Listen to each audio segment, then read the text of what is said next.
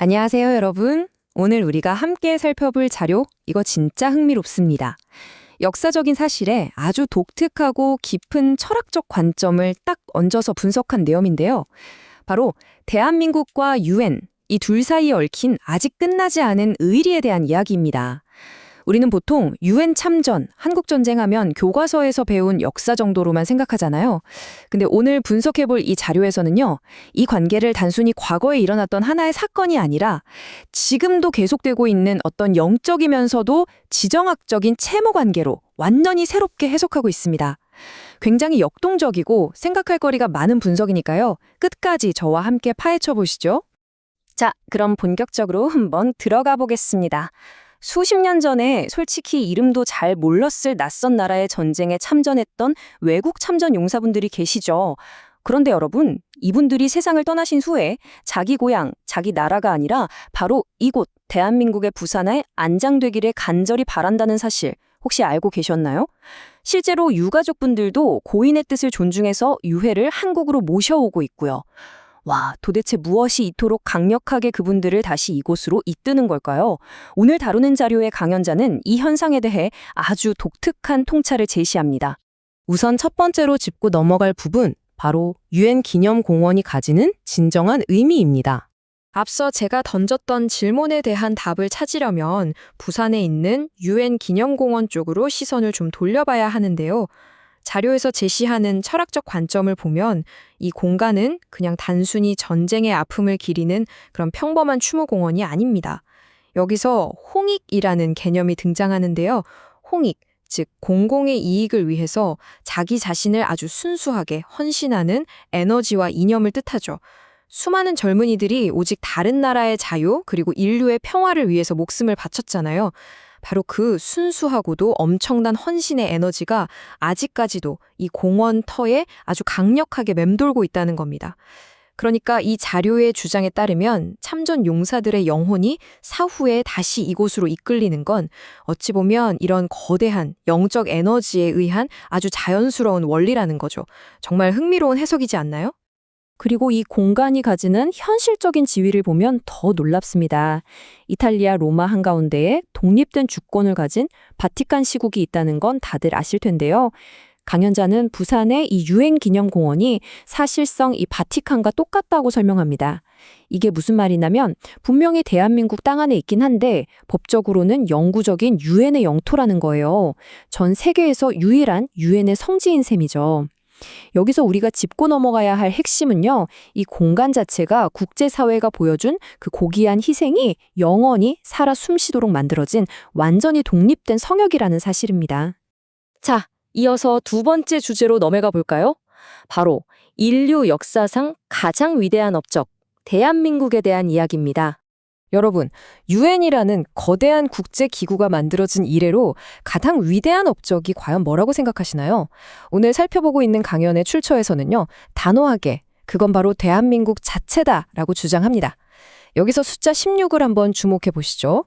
이게 바로 한국전쟁 당시에 군대를 파병해서 직접 참전했던 전 세계 국가들의 숫자입니다. 의료나 물자를 지원해준 나라들까지 다 합치면 그 규모가 어마어마하죠. 솔직히 이름도 잘 모르는 지구 반대편의 작은 나라가 지도에서 아예 지워질 뻔한 그런 위기 상황에서 이렇게 수많은 나라들이 모여서 피 흘리는 희생을 감수했다? 이건 정말 세계사적으로도 유례를 찾기 힘든 엄청난 사건이었습니다. 그래서 강연자는 이렇게 역설합니다. 전 세계의 힘을 하나로 끌어모아서 완전히 잿더미가 되어버렸던 대한민국을 다시 살려내고 일으켜 세운 것. 그게 바로 유엔이 이루어낸 최고의 성과라는 거죠.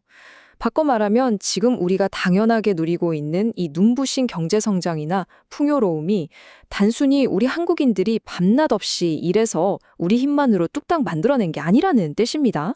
그 밑바탕에는 유엔을 통한 전 세계인들의 거대한 희생이라는 절대적인 토대가 깔려 있다는 거죠. 심지어 강연자는 하늘이 유엔을 움직여서 한국을 도왔다, 이런 아주 영적인 표현까지 빌려서 그 은혜의 크기를 강조하고 있습니다. 하지만 세 번째 파트, 여기서부터 분위기가 조금 확 바뀝니다. 바로 잊혀진 은혜와 부채에 대한 뼈아픈 지적이죠. 자료는 이 대목에서 아주 매섭게 비판의 날을 세우는데요. 국제사회의 어마어마한 도움으로 이렇게 크게 성장한 한국이 정작 그 은혜와 빚을 까맣게 잊고 살아가고 있다는 겁니다. 강연자가 여기서 아주 직설적이고 거친 표현을 씁니다. 바로 문디 같은 나라라는 말인데요. 좀 충격적이죠? 이 표현은 과거에 진짜 아무것도 없이 비참했던 한국의 옛 모습을 뜻하기도 하지만요. 동시에 그 엄청난 남의 피와 희생으로 살아난놓고서는 지금은 마치 자기 혼자 잘나서 성공한 줄 아는 현재 한국 사회의 이기적인 모습을 꼬집는 아주 강한 질책입니다. 역사적인 의리는 싹 잊어버리고 경제적인 성공에만 푹 빠져 취해 있다는 쓴소리를 아주 거침없이 던지는 거죠. 한번 냉정하게 비교를 해보자는 겁니다. 과거의 유엔이 우리에게 무엇을 줬을까요? 수많은 젊은이들의 붉은 피, 국가가 멸망하지 않고 살아남을 수 있는 생존, 그리고 전폭적이고 엄청난 국제적 지원이었습니다. 자, 그렇다면 지금 이렇게 잘 살게 된 오늘날의 한국은 유엔에게 무엇을 돌려주고 있을까요? 강연자의 시각에서는 안타깝게도 무관심, 그리고 은혜를 갚으려는 실질적인 노력의 부재입니다. 우리 사회가 이 은혜로운 역사적 관계를 깊이 있게 연구하지도 않고 또 국제사회에 도대체 뭘 되돌려줘야 할지 진지하게 고민조차 안 하고 있다는 탄식이죠. 이 강연자의 영적 세계관 안에는 아주 독특한 개념이 하나 등장하는데요. 바로 천손입니다. 하늘의 자손이자 세상을 널리 이롭게 하는 홍익인간의 지도자라는 뜻인데요. 강연자는 대한민국이 바로 전 세계를 이끄는 이 천손의 역할을 해야 할 국가라고 믿고 있습니다. 그런데요, 지금처럼 국제사회가 피 흘려 살려준 그 의리를 헌신짝처럼 저버리고 보답할 줄을 모른다면 한국인들은 더 이상 스스로를 천손이라거나 세계의 지도자라고 부를 도덕적인 자격 자체가 없어진다고 강하게 경고합니다. 그저 자기 배만 불리는 소인배, 우물안 개구리에 불과해진다는 거죠. 네 번째 파트는 다시 시야를 넓혀서요. 위기에 처한 유엔의 현재 상황을 들여다봅니다. 우리가 이렇게 무관심하게 살기 바쁜 동안 정작 우리를 살려줬던 생명의 은인 유엔은 지금 어떤 모습일까요? 상황이 많이 심각합니다.